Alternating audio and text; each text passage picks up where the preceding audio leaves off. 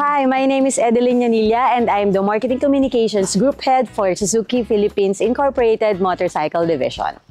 We are here today at La Jolla Luxury Beach Resort in Bataan for the Suzuki Engage Experience Media and Vloggers Ride. So, in this occasion, we gathered all our media and vlogger friends para po ma-experience muli ang mga Suzuki motorcycles natin from the Bergman Street to V-Strom 250 to Smash to Raider J Crossover and the Avenis. So they tested our motorcycles and at the same time, challenge din namin sila para mamili ng mga products para po sa ating charity activity to the AITA community. So all of these are designed para po maramdaman at mapakita natin yung power, convenience, comfort po ng ating mga motor and at the same time to highlight ang of course ang route ng Suzuki which is to improve people's way of life through our motorcycles and at the same time para din po magbigay balik sa kanila to pay it forward to the support of the Filipino community to Suzuki. Oras na para magmotor.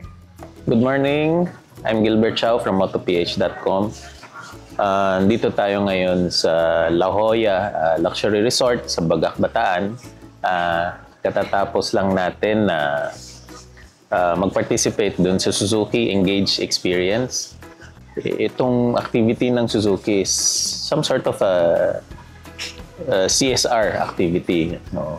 Nakapag-participate tayo together with other media practitioners and vloggers na mag-source, mag-pack ng goods na dinonate natin sa AITA community dito sa Bagac, Bataan.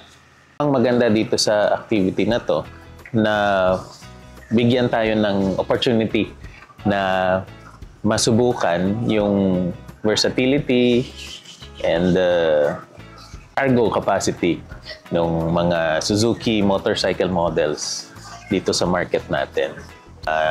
Kasama yon dun sa isa sa mga activities natin yesterday wherein yung mga pinamili natin na goods to be donated, kinarga natin sa Bergman units and surprisingly, sa dami nung nabili namin, nagkasya siya lahat.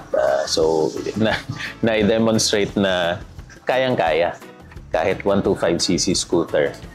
Hello po, ako po si Reid Motovlog at ang masasabi ko naman dito sa event ng Suzuki, every time na gumagawa sila ng event, talagang super grabe talaga, na wala akong masabi. At special yung event nila ngayon dahil bukod sa maipapakita natin kung ano yung meron sa Suzuki, nakakatulong pa sila ngayon kasi like yung ginawa namin ngayon, nag-effort ang Team Suzuki, nagbigay ng budget at ginamit kami upang maging tulay para makapagbigay ng tulong sa ating mga kapwa Pilipino.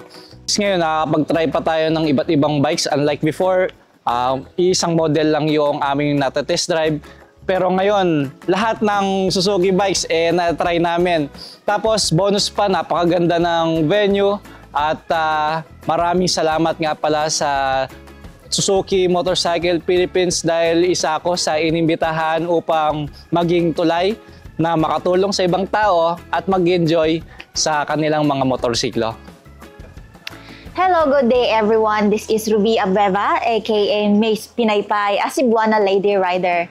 So ito na nga yun, kahapon is, yung Suzuki is na may pa-challenge sila na Engage Experience. So it is my first time na pumunta dito sa Bagac, Bataan at saka nag-rides kami. Tsaka may pa-challenge din na mamamalengke. So na-enjoy ko yon kasi hindi ko iniisip yung pagod kasi alam ko naman na yung efforts namin ay para din yun sa mga bata doon sa AITA community. Kaya sobrang enjoy ako at sobrang nagpapasalamat talaga ako sa Suzuki Philippines kasi they are inviting me to join their challenges at of course hindi nila ako iniwan sa ere kasi sobrang babait ng mga tao dito at sobrang na-impress ako at gustong-gusto ko talagang masubukan ulit yung mga challenges pa na for coming another events po. So, ayun, thank you talaga sa bumubuo ng Suzuki Philippines, sa mga staff, sa mga organizers, sa mga media at sa iba pang vloggers. So thank you po sa pag-welcome sa akin. So hindi ko to makakalimutan. Super best experience ko talaga ito. So once again, thank you so much po.